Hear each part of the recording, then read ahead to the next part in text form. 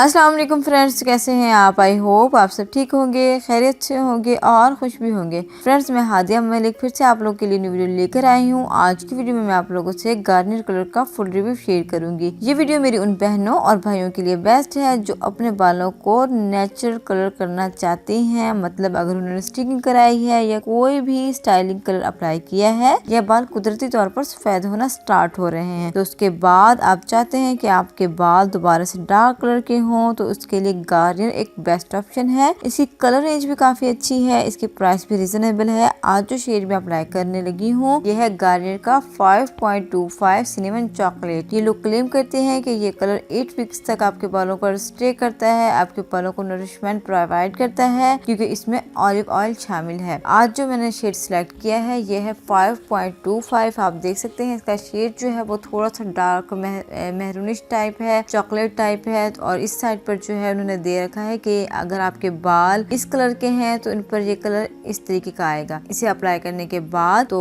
मैंने ये colour apply किया है। आइए देखते हैं किस तरह का रिजल्ट मिलता है। इसको अप्लाई करने से पहले मैंने यहाँ डेवलपर और क्रीम दोनों की फुल क्वांटिटी बाउल में डालकर अच्छे से मिक्स कर ली है और अब मैं करूंगी इसकी एप्लीकेशन।